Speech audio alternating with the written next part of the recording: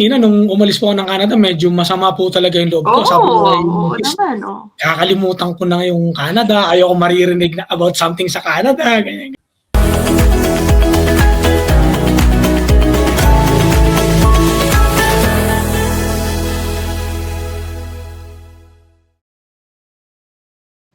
Hey guys, you're in a nutshell with me, Ina. Nako, ganda ng kwento nung kakausapin natin ngayon. This is a reminder, again, no, na hindi porke kayo ay mapaalis ng Canada dahil sa paghihigpit na nangyayari, umalis kayo bilang TFW o naka-PGWP, hindi na kayo nakahanap ng PR pathway, you had to leave. It does not mean na yun na yung katapusan ng iyong Canadian dream. Kung meron ka talagang gustong i-pursue na Canadian dream, it's still possible to come back. Okay? It's up to you if you're willing to wait for the right time. At syempre, dagdagan nyo na, isama nyo ang dasal dyan. Okay? Yan po ang nangyari dito sa ating kakwentuhan. Dumating na po siya dito as a TFW during the time of pandemic. Okay? Umalis. At ngayon, bumalik siya sa Canada. Actually, earlier this year, landed PR na siya. Okay, nitong June. Kukwento niyo sa atin ang kanyang pinagdaanan. Okay. Welcome, Christian Tubay. Tama ba pag-pronounce ko? Tubay. Tubay po. Tubay, okay. O, si Christian ay nasa bandang Edmonton in Tama Alberta. O yan. O sige. O, una sa lahat, congrats. Landed PR ka na, di ba? Nung June. Bago natin puntahan ang iyong pathway, papasok this year, tell us about yung nangyari sa'yo nung dumating ka dito as a temporary foreign worker in the year 2020. Okay. Tama po, Miss Ina, tama po. O, sige. Anong entry mo nun? Anong ginawa mong work? Una po sa lahat, nagpapasalamat po ako dahil nabigyan po ako ng chance na ma-share po yung yung siguro yung magandang nangyari po sa akin at sa family ko. So, okay. Magandang gabi din po sa mga manonood nyo po. Yun po. So, bali po that time nung 2020 po in February, galing po ako ng Dubai. So, nagland po ako dito sa Mississauga, actually po sa Mississauga, Ontario, as a foreign worker po. Ang trabaho po na napasukan ko is an aircraft component technician po, specifically. Nakalimutan ko na po yung knock code that time kasi medyo matagal. Hindi masyado pinapansin na yung panahon na yun. Okay. But obviously that's high skilled and good paying. I would assume na okay na rin. Okay naman po, Miss Ina. Bale, consider nga po siya as a high wage job. Tapos that time po medyo yung screening po kasi nung agency na nag-hire po sa amin from the Philippines, medyo din po mapili po sila that time, parang more than 50 po ata kami or more than 60 po na pinagpilian nila. Oo. So, syempre, nako guys maganda ang background ni Christian sa aviation, sa pagiging aviation technician. He worked for several years in Dubai, 'di ba? Anong ginawa mo muna sa Dubai? Bale, to be honest, Miss Ina, bago po ako nag-Dubai, nag-Kuwait pa po ako. So, nag-work po ako that time for Kuwait Airways for around 5 years as an avionics technician po, aircraft avionics technician. Then lumipat po ako ng Dubai for Emirates Airline po for another 7.5 years po ata yun. Talaga as an avionics technician. So, yun po. Pero to be honest po, Miss Ina, sa Pilipinas po I was a licensed electronics engineer. Medyo malayo po.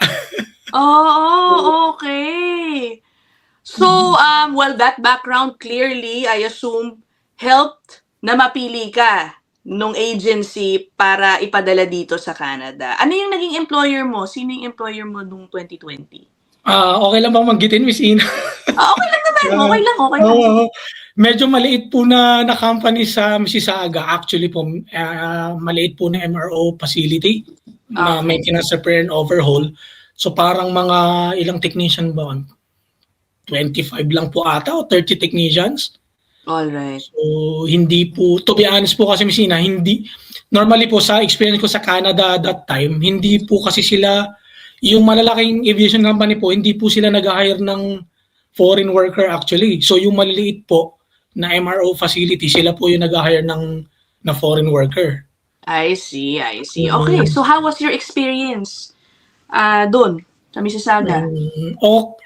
Yung agency po naman sa Pilipinas, okay naman po. So yung company is binayaran po nila yung plane ticket, tapos nagbigay po sila ng relocation allowance po sa akin tsaka dun sa kasama kong Pinoy. Kasi dalawa po kami may isa po kasing Pilipino. So pagdating po namin ng Mississauga before pandemic po, medyo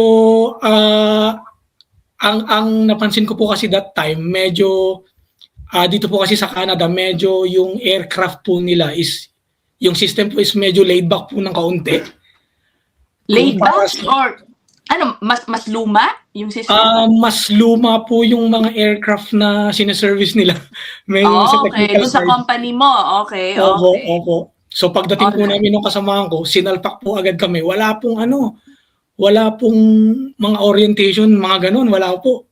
So parang pagdating po namin, welcome, parang mga 5 to 10 minutes po. Sige, mag-work ka na. Parang ganun po. Walang training o parang briefer, parang ganun.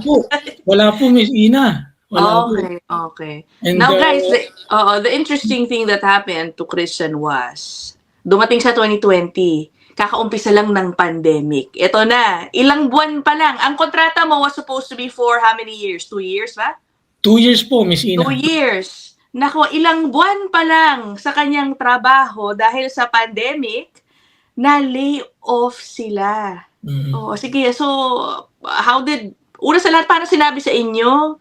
And ano naging reaction mo nung time na yun? Bale, ano po, Miss Ina, talagang that time po, talagang parang binuhusan po kami ng malamig na tubig nung kasama ko. Ako po personally kasi that time po, iniiwan ko po yung magandang company po sa Dubai. Tsaka okay naman po ng pasahod para po sa mga anak ko, sa family ko. Nagpunta po ako ng Canada. Tapos after 1.5 months or 2 months po ata that time, nag-meeting po kami bigla ang meeting po. So, pandemic. Tapos alam niyo naman po nung pandemic, walang travel po, walang air travel. Wala po. So, yung workload po nila biglang bagsak. So, last in, first out po. Yeah. So, kami po yung tinanggal po nung kasama akong Pilipino. Oo nga. Meron bang sort of compensation for the newer employees? Kasi wala pa palang 2 buwan, no? Wala pa po Miss Ina. Bale, that time po, ang nangyari po sa amin is, nung kasama ko is, nung binalita po nila na mali-layoff po kami, wala po silang binigay na any compensation kasi hindi pa po kami regular kasi 3 months po ang Canada eh. And that time po, buti na lang po, siguro, sabihin nating mapalad po kami dahil naglabas po ang Canada that time ng CERB, yung CERB po. CERB, nag-qualify kayo doon. Okay. Opo. So, nag-qualify po kami nung kasama ko. And pero that time po, medyo maliit din po eh kasi parang 55-60% po. Okay. Ang alam ko parang nag-average ng mga 2,000 nung panahon ng pandemic. But I guess it would depend dun sa hours of work rendered siguro. I'm not sure. Okay. For those who might not be aware, dun sa CERB, yung CERB na tinatawag, parang financial assistance yan na binigay ng government ng Canada sa mga na-lay off during COVID. As in, wala yun. Basta na-lay off ka, deposit sa bangko mo yun. Okay, so at least kahit pa paano nag-qualify ka doon. Pero as you mentioned, hindi sapat. Ano nangyari? Nag-apply ka for a vulnerable open work permit? Ano nangyari? Nagtrabaho ka somewhere else? That time po, ang tawag dito, nag-try po kaming nag-apply ng EI that time. Fortunately naman po na kahit po 2 months lang, nag-qualify po kami pero hindi po actually sapat yung EI that time dahil tatlo po yung kids ko. Ako lang po yung breadwinner ng family namin. Oo. And that time po kasi is ano tawag dito, magulo po eh. Kasi kakaputok po ng pandemic, ang gulo po. So nag-try po kami mag-research ng kasama ko. Nakita nga po namin yung vulnerable work permit but hindi po namin tinuloy dahil wala po kaming budget para kumuha po ng consultant dahil wala pa po kaming ipon that time. Tapos hindi na kayo DIY. Kumbaga, natakot kayo mag-DIY. Opo. Okay. But you told me you lasted in Canada mga mahigit 1 taon din. Anong ginagawa mo nun? At anong status mo bali nun? Kasi valid pa rin naman yung work permit mo, no? Hindi ka lang makapasok sa trabaho. Correct po. Bali, ang nangyari po sa akin that time is pagka-announce po na layoff kami, siguro within that week po, maalala ko, parang may konting trauma dahil maalala ko po dati, naglalakad ako sa Toronto, nakatulala po ako.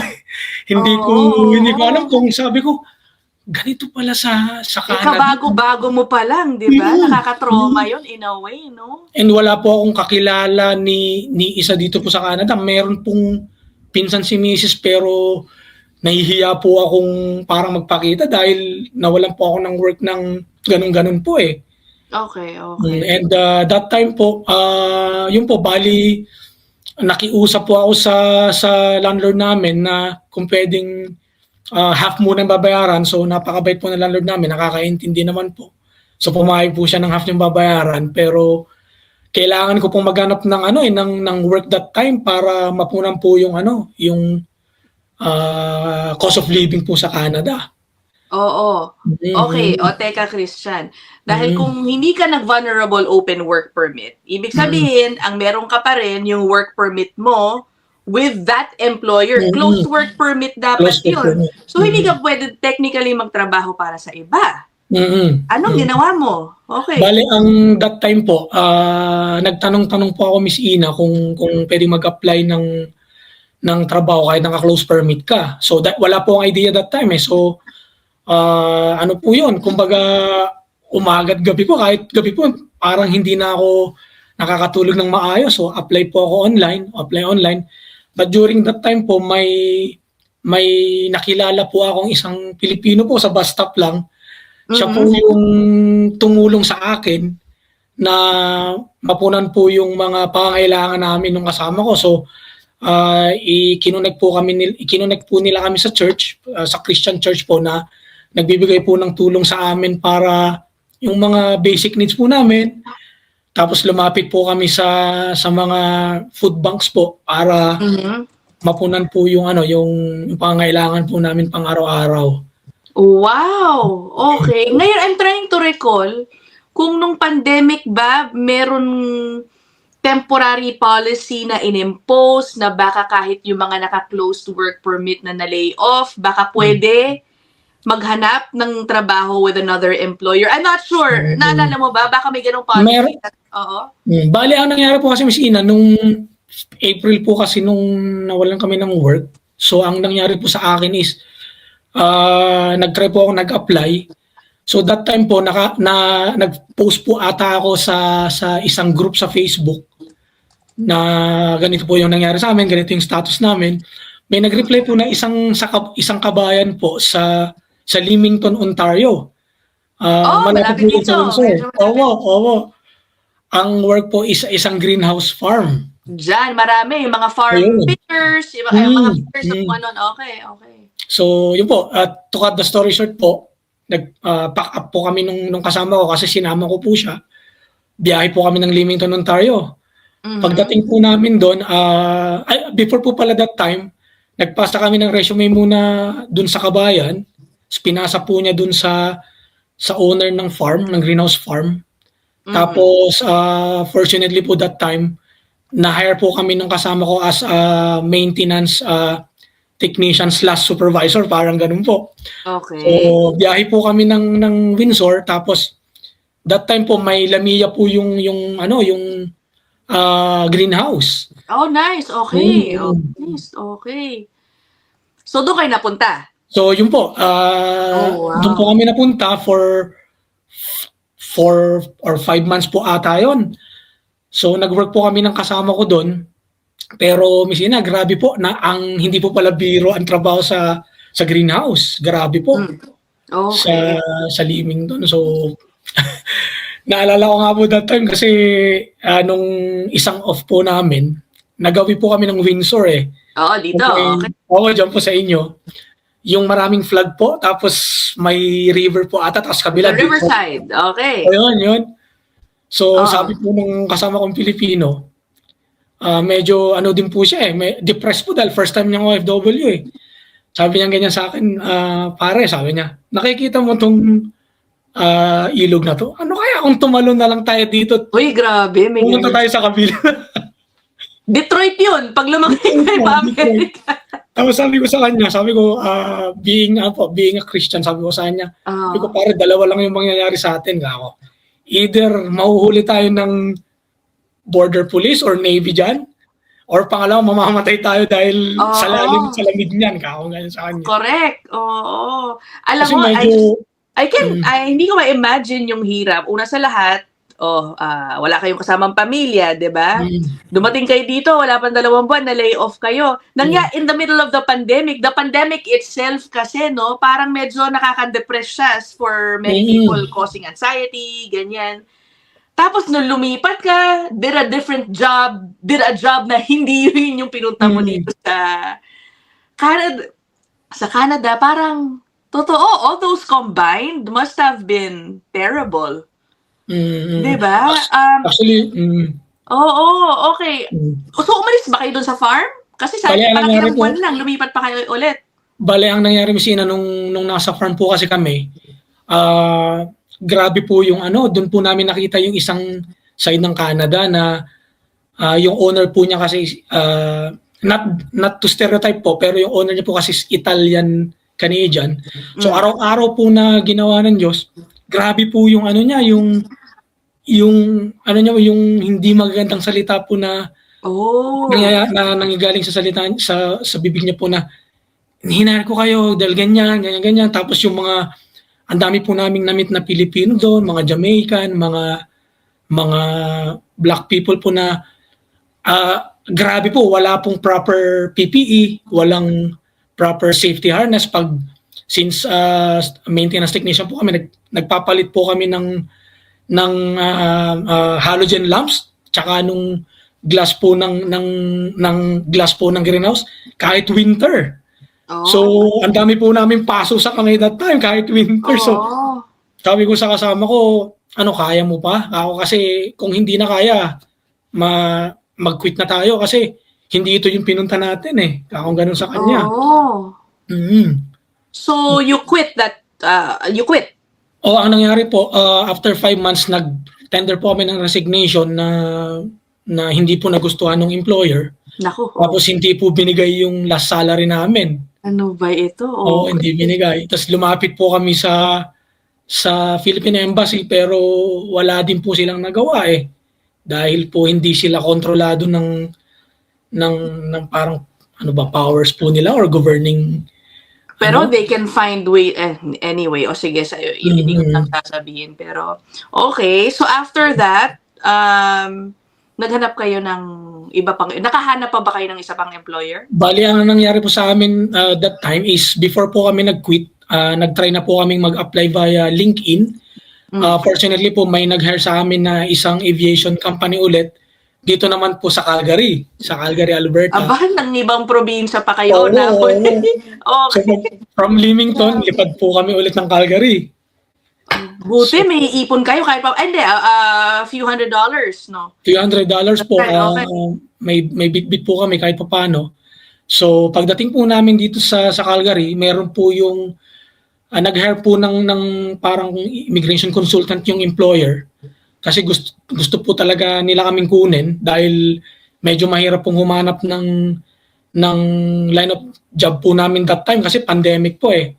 So hinire nila po kami, nag-hire po sila ng immigration lawyer na mag-aayos po ng paper namin. Ang nangyari po that time, meron pong parang temporary policy na pwede ka pong mag-work sa isang company kahit waiting pa yung yung work permit, parang ganun po. Alright, okay. Definitely, I think medyo naging lenient nung panahon ng pandemic, nagkaroon ng mga iba't ibang policies that allowed temporary foreign workers na naka-close to work permit to easily change employers kahit papaano. Okay, so nakahanap ka. Okay, o ano naman, okay naman si employer doon. So, okay po yung Opo, okay po yung employer, Miss Ina, napakabait po. Napakabait, tsaka napaka-understanding. May mga Pilipino po na kasamahan din kami. Hindi po gaya nung unang company na nag-layoff sa amin. Dalawa lang po kami nung Pilipino na kasama ko. Lahat po sila is Ukrainian Canadian. Mga puti na po eh. So, ang nangyari po that time, nung na-hire po kami dito sa Calgary, nag-work po kami sa kanila ng another 3 or 4 months. Tapos, after 4 months po, na-layoff ulit kami. Dahil medyo mahigpit po kasi ang Canada sa high wage, high skilled job po. Hindi po kayang ibigay ng employer o ng company yung bracket po ng rate ng aircraft maintenance technician. So yung offer niya po mas mababa, na-refuse po yung LMIA. Parang LMIA. So na-layoff po kami nung kasama ko, na-layoff po ako. So wala na naman po kaming work. So grabe, no? Ano ba yan? And yun ang huli nyo na employer? Bale, ang nangyari po that time, nung nawalan po ako ng work, yung may church po na kumupkup sa akin sa Calgary. Tapos may isang kapatiran na nagpatira po sa akin sa bahay nila na okay, ipag-drive mo yung anak ko, ganyan, ihatid mo sa school. Tapos yung mga gawaing bahay, papatirahin kita ng libre sa bahay. Pinoy po, napakabait. Okay. Tapos that time po, tinuruan din niya akong, pinagamit niya po, kung pwede lang pong banggitin Miss Ina, pinagamit niya po yung account niya sa Skip the Dishes. Tinuruan niya po ako mag-skip the dishes. Okay, para at least may extra ka. Para may extra po. So habang pagkahatid po dun sa anak niya, sa bata, diretso na po ako, skip the dishes. So doon ko po nakabisado yung mga street tsaka lugar sa Calgary. Grabe, okay. O tapos, gaano katagal ka dyan sa bahay nung Pinoy? Parang inabot po ako ng mga 5 or 6 months. 1 year na po actually. Magwa 1 year na that time. Medyo mabigat po sa kalooban dahil yung unang company po na nag-hire sa amin nung galing po ako ng Dubai, nung nagland po ako sa Mississauga, ang promise po kasi nila sa amin as a relocation package is after 3 months, isusunod po yung family namin wherein supposed to be susunod sila. Ang nangyari po, hindi na. Parang 5, 6, 1 year na, wala na yung family namin. Parang mabigat po. Mabigat po sa ulo. Okay. So, when did you end up or when did you decide na alisan ko na tong Canada na to? Ang dami mo nang pinagdaanan bigla, no? Opo. Bali, po actually, Miss Ina, yung company po na nag-hire sa amin sa Calgary, lumipat po sila ng Mississauga. Tapos tinry nila po kaming pabalikin nung kasama ko. So nakabalik po kami at nag-work po ulit sa kanila for 2 or 3 months. Okay. Inaasan po nila yung salary rate para pumasok, pero ang problema po, from Calgary to Mississauga, since iba na naman yung wage. Mas mataas na naman po yung wage. So sabi ng employer, hindi namin kaya. Oh my gosh. So yun po, from Calgary, nilipad kami sa Mississauga. After 2 to 3 months, layoff na naman. Nakakaloka. Wala pa yatang isa't kalahating taon, nakailang ka ng layoffs, no? Pandemic din kasi, no? Ang hirap. Okay, meron ka pa bang pinuntahan pa kasapos? Bali, wala na po, Miss Ina. Bali, ang nangyari po that time, before siguro mga 1.5 years na po yun eh. So naalala ko po that time, pray po ako dahil sabi ko kay wife, pag nag-uusap po kami, sa laki ng katawan ko po na to, talagang iyak po ako that time dahil sabi ko, anong nangyari sa akin? Ang tagal kong nag-work sa aviation tapos biglang ganito nung nagpunta ako ng Canada. Siguro hindi para sa akin yung Canada, sabi ko dun sa misis ko po. So, naalala ko po that time, may company po ako na ina-applyan sa Germany na sabi ko, try ko kaya ulit. So yun po, to cut the story short, nag-apply po ako via LinkedIn ulit kasi that time po nag-hire sila bandang December po yun 2021 kung di po nagkakamali. So first, second, third, fourth interview po, nung unang apply ko po kasi before po ako nag-Canada, nag-apply na po ako sa kanila, lagi po akong rejected sa second, third interview. But during that time po, siguro divine intervention na rin po. After fourth interview, na-hire po ako. So akala ko that time uwi na po ako ng Pilipinas kahit anong work na lang po, pwede gagawin ko basta lang mag-survive. Kasi nagulo po nung pandemic But instead, napunta ka ng Munich, Germany. Instead po diretso ka na doon. And then, you met your family there na lang, ganoon ba? Parang naghintay po ako ng another 8 months to 1 year. Nakuha ko po yung family ko sa Munich na po. Ayun. Doon, sana naman okay na. Naging okay ka doon.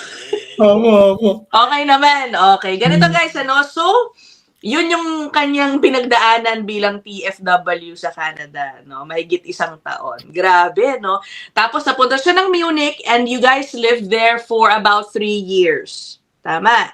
Tama po, Miss Ina. Okay. Ngayon, buti hindi ka na-trauma sa Canada at nag-isip ka pa rin. Why did you still think about going and applying to live here in Canada? Tsaka ano na yung in-applyan mo? Buti hindi ka na-trauma, no? Bali, that time po, Miss Ina, nung umalis po ako ng Canada, medyo masama po talaga yung loob ko. Sabi ko, naman. Kakalimutan ko na yung Canada. Ayoko maririnig na about something sa Canada. Ganyan. So, after yung ako, na akala po namin ng wife ko, ng family ko, doon na po kami sa Munich, sa Germany. So, okay na po. Nasettle na po yung mga bata. Tapos, okay naman po yung work. And okay po yung binigay sa akin na visa kasi meron po silang mga categories din. So, that time po, EU blue card holder po kasi ako that time sa Germany, sa Europe. So, okay naman po. So, noong that time po, after 2 years, sabi ko sa wife ko, ang hirap ng language. Wala po nag-i-English. Okay. So, nag-joke po ako sa wife ko that time na nung nandun po kami sa tingin mo, apply kaya ulit tayo ng Canada. Okay. Bakit mo naisip na, di ba, umalis ka ng Canada, masama loob mo sa Canada, basically, hindi kita mabiblame dahil nga doon sa mga pinagdaanan mo, no? But, siguro nahimas-masang ka after 3 years na baka naman maling panahon lang, ganun ba? Tama, Miss Ina. Actually, yun po yung parang tumatakbo sa isip ko that time. Sabi ko parang wrong timing lang talaga. Tsaka talagang hindi siguro para sa akin po that time. Yeah, okay. So, sabi ko po sa wife ko na, sige, try ulit natin kasi iba pa rin kasi pag English speaking country, although yung mga anak ko po is well settled na po marunong na po silang magsalita ng Deutsch, ng German. Wow, okay. So, nag-try po ulit ako. So, nag-agree naman po yung wife ko. So, try po ulit ako. Research po ako sa via LinkedIn ulit. So, yun po, blessing po na may nag-reply dito po sa Edmonton. Wow. So, anong pathway? Kasi landed PR ka na sa express entry. Ano nangyari? Paano? Bali, nakipag-negotiate po ako sa company na papasok ako dyan, accept ko yung job offer kung tutulungan nyo akong mag-process as landed PR. So, dini-away ko po, inaaral ko po talaga that time. So, yan, okay. So, nakakita po ako ng pathway via Alberta Tech Pathway. Alberta. With a job offer. Ganun. With a job offer po. Okay. So, nomination program po siya ng Alberta via Alberta Tech Pathway but need po ng job offer. So, tapos express entry po siya actually. So, pag naibigay po yung nomination, may mag-a-appear po na 600 points sa express entry. So, nice. Okay naman. How long did it take? Bali, ang nangyari po that time is nung matandaan ko po kung tama yung pagkaka-recall ko, bandang 2012 2024 po. Yung nomination po, nagpasa kami ng March. Lumabas po siya ng bandang August po ata yun, ang nomination. Okay, not bad na rin kahit papaano. Not bad na. Okay. Before po, actually napaka-bless po namin dahil napaka-bless ko po dahil lumabas ng time po na yon nung apply po ako ng Alberta Tech Pathway via Alberta nomination. Kami po yata yung last batch before nag-iba yung EOI, yung rules po ng Alberta. Wow, okay. Siguro naman, kamusta sa employer mo dito? Naku, napaka-bait po. Napaka-bait po, napaka-understand. Kala ko baka gano'n na naman ang mangyari. Oo. And this time po, Miss Ina, talagang ang nangyari po is, sabi ng employer, parang binigyan po ako ng contract for 2 years na hindi ako pwedeng umalis sa kanila dahil landed PR po eh. So, parang pinalihan po ako ng 2 years. So, okay. Yun po. I see. Wow. O, di ba? What a colorful journey to Canadian PR. So ngayon, ano nang nafe-feel mo, no? Binabalikan mo yung 2020 o 2021 nung umalis ka na yung tingin mo sa Canada at that time, syempre nga naman dala ng frustration sa mga naging employer mo. It's talagang bad timing lang. Ganun mo na lang siya iniisip. Now, do you see Canada differently from that time? In a way po, Miss Ina, talagang, yun nga po, sabi ko nga po kanina, talagang bad timing lang po talaga. Tsaka, iba po kasi pag nag-work ka na as a permanent resident, wala po yung malaking tinik na stress na laging iniisip mo, matatapos na yung work permit ko. Pag nawalan ako ng work, sana naman kaya ako mag-a-apply or paano kaya ako kuha ng LAMIA, parang ganun po. Well, okay, I'm happy. You gave Canada a second chance, diba? At least, nagbago na rin ang imahe ng Canada sa iyong isip after a few years. Okay naman family mo, they like it here. Yung kids, kamusta? Okay naman po sila. Tinatanong ko po yung mga bata.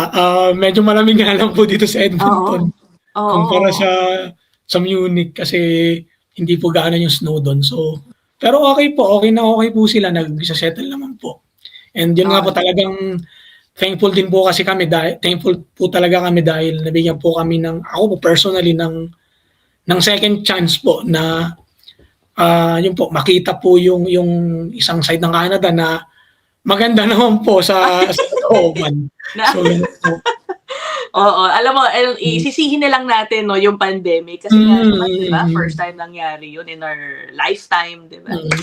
Anyway, okay, good luck to you. Maraming salamat Christian at kinuwento mo yung makulay mong pinagdaanan dito sa Canada and ngayon landed PR na, hindi mo na kailangan problemahin yung mga yon, tapos kasama mo na rin ang family mo. Diba? Yun nga po, Miss Ina, parang po talaga, blessing po dahil kung kailan nga po naghigpit.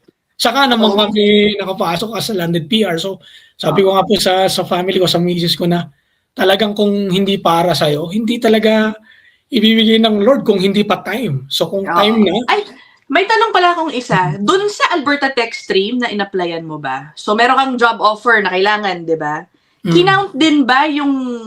May points din ba yung previous experience mo sa Canada? Nagamit mo ba yun? Hindi po, Miss Nina. Hindi po, Miss Nina. Hindi siya na-count dahil putol-putol po siya. Ganun ba? Mas nagamit ko po yung outside experience ko. At the same time, meron po kasi yung tinatawag na, tawag dito? Yung NAICS code ng company. Hindi ko po maalala yung kung ano yung NAICS code. But dapat po yung industry ng company is nandun po sa list ng NAICS code. I see. Okay. So, ganun po eh. Okay.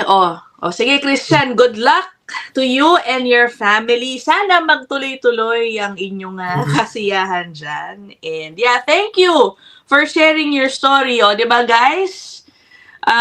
Anong tingin nyo, no? Siguro yung mga nandito ngayon na struggling to extend their stay, pag-isipan ninyo, malay nyo, in a few years, you'll be back too. Just like what happened to Christian. Umalis ng Canada na masama ang loob sa Canada o ngayon. I will end this episode here. Thank you again, Christian. Okay, I'll see you guys in the next one. Bye!